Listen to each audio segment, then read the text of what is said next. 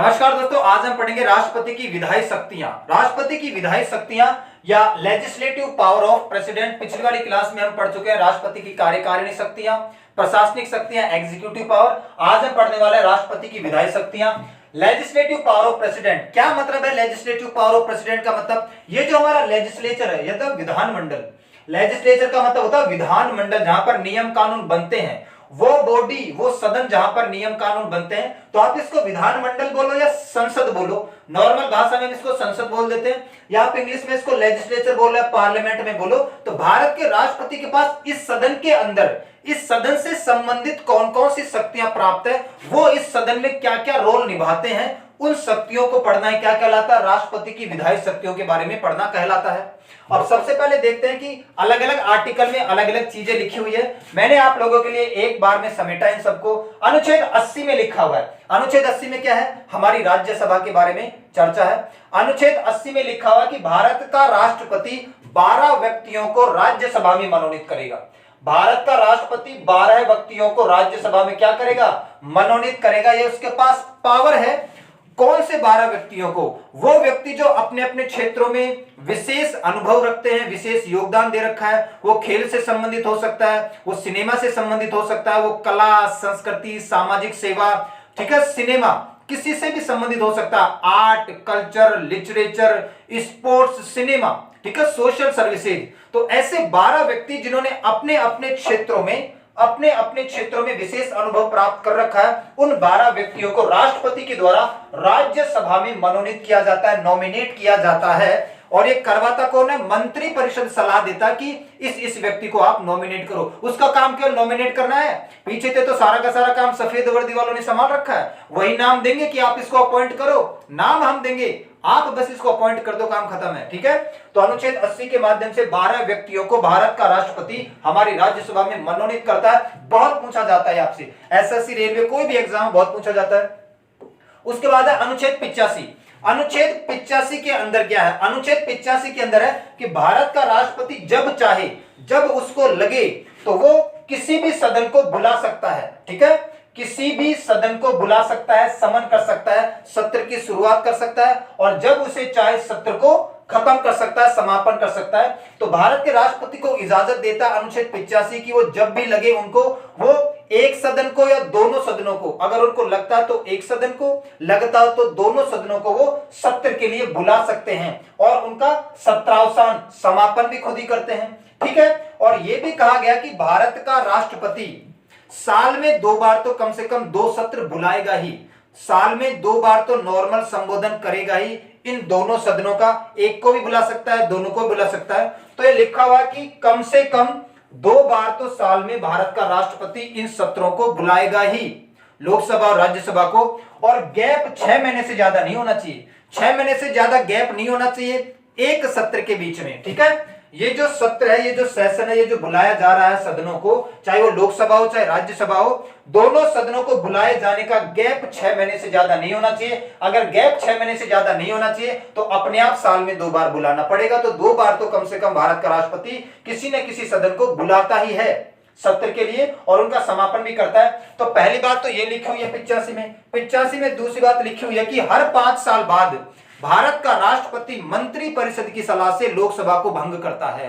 लोकसभा को हम अस्थायी सदन कहते हैं, टेम्पररी हाउस के नाम से भी जानते हैं। क्यों? क्योंकि हर 5 साल में मंत्री परिषद की सलाह से भारत का राष्ट्रपति लोकसभा को क्या करता है? भंग करता है। अरे भंग करेगा तभी तो हर 5 साल बाद चुनाव होंगे, चुनाव होंगे तो नई सरकार बनेगी, तो भंग तो करना पड़ेगा। तो हर 5 साल में भारत का राष्ट्रपति लोकसभा को भंग करता है, इसलिए लोकसभा को अस्थायी सदन कहा जाता है, टेम्पररी हाउस कहा जाता है, क्योंकि हर साल हमारे देश में 5 साल में लोकसभा का इलेक्शन होता है। और यहाँ पे एक और विशेष बात समझो, बहुत इंपॉर्टेंट है, कि मान लो लोकसभा का बहुमत, जो भी बहुमत की सरकार चल रही है, मान लो बीजेपी की सरकार चल रही है, और बीजेपी का बहुमत 50% से कम हो गया है, और प्रधानमंत्री ये चाहता है कि भाई मैं राष्ट्रपति से बोलकर लोकसभा को भंग करवा लूं, तो राष्ट्रपति मना कर सकता है। राष्ट्रपति ये कह सकता है कि भाई अगर तुम्हारा बहुमत कम हुआ है तो बगल वाले का बहुमत बड़ा है, उसका प्रधानमंत्री बनने दो, इस सदन को डिसॉल्व क्यों करवा रहे हो? तो ये बड़ी चतुराई वाली बात है।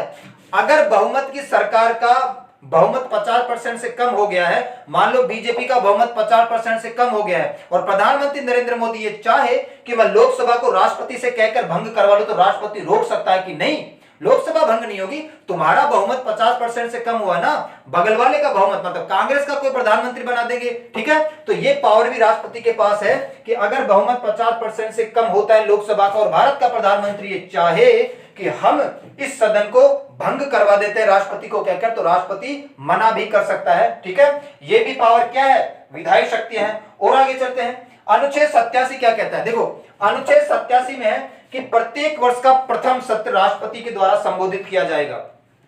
हर साल जो पहला सत्र होगा, फर्स्ट सेशन होता है, पहला बजट सत्र होता है और बजट सत्र का जो सबसे पहला दिन होता है उसका संबोधन भारत का राष्ट्रपति करेगा। अब देखो हर 5 साल में लोकसभा का चुनाव होता है, तो उस साल का लोकसभा का चुनाव जैसे ही खत्म होगा, उस साल का संबोधन तो लोकसभा के चुनाव के जस्ट बाद वो कर ही देगा, उस साल का काम तो हो गया। और आने वाली जो 4 साल है उनका बारी बारी से प्रत्येक वर्ष का जो पहला सत्र होगा उसका प्रथम संबोधन राष्ट्रपति के द्वारा ही किया जाता है। ठीक है, फर्स्ट, ठीक है, प्रत्येक वर्ष का प्रथम संशोधन राष्ट्रपति के द्वारा किया जाता है। ठीक है, राष्ट्रपति will address the first session of each financial year. ठीक है, इस बात का आपको ध्यान रखना है। तो देखो जब लोकसभा का चुनाव हुआ प्रथम बार तो उस साल का तो हो गया, उसके बाद 4 साल आने वाली है, उनका भी जब पहला सत्र होगा आराम से राष्ट्रपति संबोधित कर देगा। तो कम से कम भारत का राष्ट्रपति 5 बार हो गए, 5 साल में 5 बार, कम से कम भारत का राष्ट्रपति 5 बार प्रथम सत्र का पहला संबोधन तो करेगा ही। यहां पर 2 कंफ्यूजन होते हैं। अब 85 में और 87 में क्या अंतर है, देखो अनुच्छेद 85 कहता है कि जब भी राष्ट्रपति को लगे वो किसी भी सदन को बुला सकते हैं, संबोधित कर सकते हैं और साल में 2 बार तो उनको करना ही पड़ेगा, कभी भी।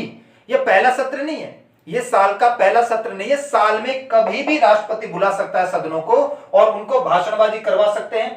6 महीने से ज्यादा गैप नहीं होना चाहिए, मतलब साल में 2 बार तो करना ही पड़ेगा। और यहां पर प्रथम जो भी साल आएगी उसका प्रथम सत्र का पहला संबोधन राष्ट्रपति के द्वारा किया जाएगा, तो 5 साल में 5 बार तो कर ही देंगे।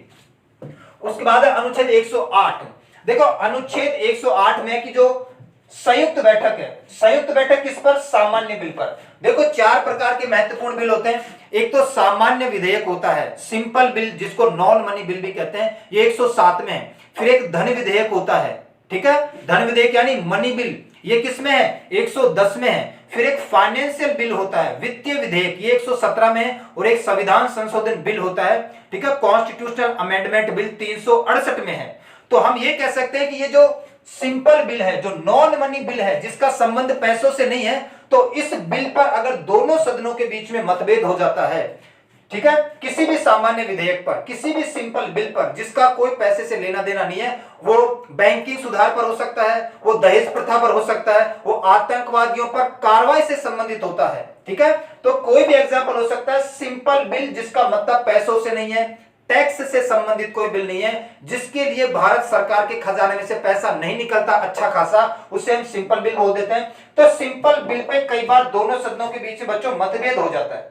सिंपल बिल में कई बार दोनों सदनों के बीच में क्या हो जाता है, मतभेद हो जाता है। मान लो लोकसभा में तो पास हो गया, लोकसभा में तो पास हो गया, लेकिन राज्यसभा पास नहीं कर रही है, तो फिर राष्ट्रपति संयुक्त बैठक करवा सकता है। मान लो राज्यसभा ने तो पास कर दिया लेकिन लोकसभा पास नहीं कर रही है, तो जब किसी सिंपल विधेयक पर, जब किसी सामान्य विधेयक पर दोनों सदनों के बीच में मतभेद हो, किसी प्रकार की विवाद की स्थिति हो, किसी प्रकार का डिस्प्यूट हो, तो भारत के राष्ट्रपति के पास पावर है, अनुच्छेद 108 देता है कि वो दोनों सदनों की ज्वाइंट सिटिंग करवा सकते हैं, संयुक्त बैठक करवा सकते हैं, वो दोनों सदनों को बुला सकते हैं चर्चा करने के लिए, वाद विवाद करने के लिए। आखिर दिक्कत क्या है? लेकिन इस बात का ध्यान रखना है कि जब दोनों सदन आके बैठ जाएंगे ना, तो अध्यक्षता कौन करता है? संयुक्त बैठक की अध्यक्षता कभी भी राष्ट्रपति नहीं करता है, संयुक्त बैठक की अध्यक्षता करता है लोकसभा अध्यक्ष, स्पीकर ऑफ लोकसभा।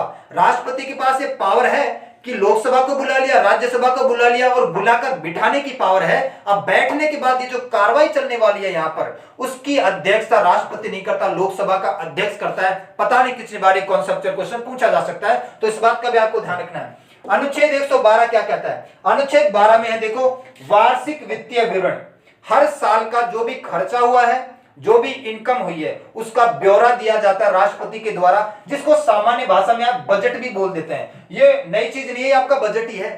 बजट को पहले जब हमारी फाइनेंस मिनिस्टर, जब हमारी वित्त मंत्री प्रेजेंट करती है, पूरी के पूरे लोकसभा में बोलती है, पूरा भाषण देती है 2 घंटा का, उससे पहले भारत का राष्ट्रपति वार्षिक वित्तीय विवरण, एनुअल फाइनेंशियल स्टेटमेंट बोलो या इसको आम भाषा में बजट बोलो, कितना खर्चा हुआ है, ठीक है, और कितनी इनकम हुई है इस साल, इसका ब्यौरा राष्ट्रपति के द्वारा दिया जाता है। क्यों?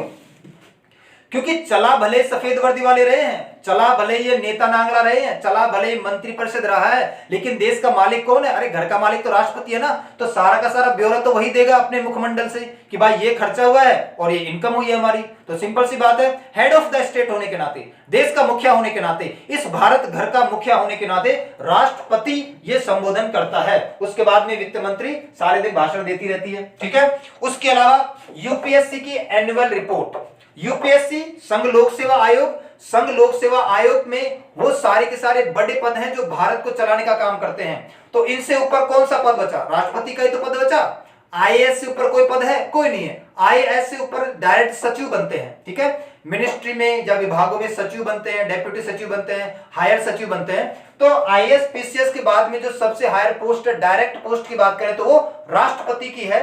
तो ये जो यूपीएससी की वार्षिक रिपोर्ट है, ये जो प्रशासनिक अधिकारियों की जो एनुअल रिपोर्ट है, इसका ब्यौरा भी राष्ट्रपति हमारी संसद में पेश करता है हर साल। ये लिखा हुआ अनुच्छेद 323 में। तो आप ध्यान से देखो, ये है राष्ट्रपति की विधायी शक्तियां।